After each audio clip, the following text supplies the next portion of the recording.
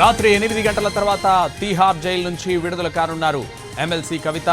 Jail నుంచి విడుదలైన తర్వాత నేరుగా ఢిల్లీలోని బీఆర్ఎస్ పార్టీ ఆఫీస్కు వెళ్లనున్నారు.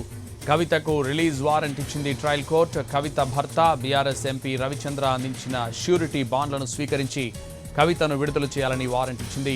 దీంతో కవిత విడుదలకు ప్రాసెస్ జరుగుతోంది.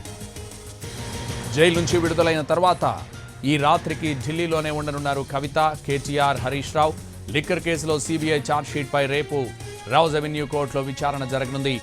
ఆ విచారణకు కవిత హాజరవుతారు. విచారణ తర్వాతే హైదరాబాద్కు వస్తారు.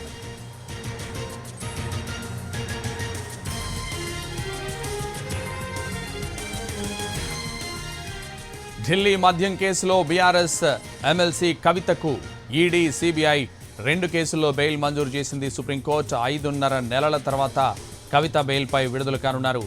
కవిత బెయిల్ పిటిషన్పై సుప్రీంకోర్టులో దాదాపు గంటన్నర పాటు వాదనలు సాగాయి. జస్టిస్ బిఆర్ గవాయ్, జస్టిస్ విశ్వనాథన్ల ధర్మాసనం ఇరువైపులా వాదనలు వింది. కవిత తరపున ముకుల్ రోహత్గి, ఈడీ, సీబీఐ తరపున అడిషనల్ సొలిసిటర్ జనరల్ ఎస్వి రాజు వాదనలు వినిపించారు. బెయిల్ ఇవ్వాల్సిందేనని రోహత్గి, ఇవ్వొద్దంటూ రాజు పోటాపోటీ వాదనలు వినిపించారు.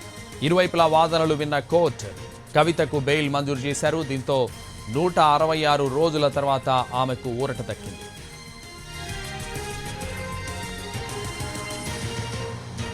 కవితకు బెయిల్ మంజూరుకు సుప్రీంకోర్టు 3 ప్రధాన కారణాలు చెప్పింది. సీబీఐ తుది ఛార్జ్షీట్ దాఖలు చేసిందని, ఈడీ కూడా దర్యాప్తు పూర్తి చేసిందని, నిందితురాలు జైల్లో ఉండాల్సిన అవసరం లేదంది. 10 లక్షల రూపాయల చొప్పున 2 ష్యూరిటీలు సమర్పించాలని, పాస్పోర్ట్ సరెండర్ చేయాలని కోర్టు బెయిల్ షరతుల్లో పేర్కొంది. సాక్షులను ప్రభావితం చేయకూడదని సూచించింది. 493 మంది సాక్షులు, 5,000 పేజీల పత్రాలు ఉన్నందున అన్నింటినీ విచారించి ట్రయల్ పూర్తి చేయడానికి సమయం పడుతుందని వ్యాఖ్యానించింది.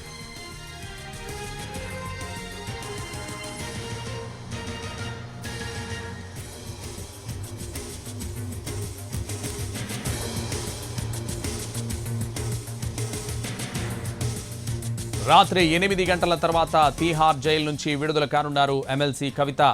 జైలు నుంచి విడుదలైన తర్వాత నేరుగా ఢిల్లీలోని బీఆర్ఎస్ పార్టీ ఆఫీస్కు వెళ్లనున్నారు.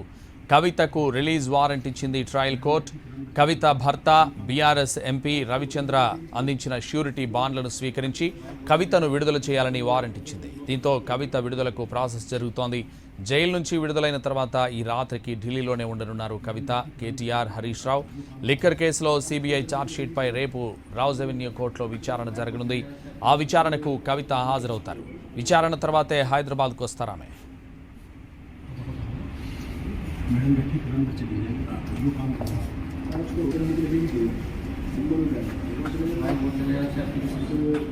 ఢిల్లీ మద్యం కేసులో బీఆర్ఎస్ ఎమ్మెల్సీ కవితకు ఈడీ, సీబీఐ 2 కేసుల్లో బెయిల్ మంజూరు చేసింది సుప్రీంకోర్టు. 5.5 నెలల తర్వాత కవిత బెయిల్పై విడుదల కానున్నారు.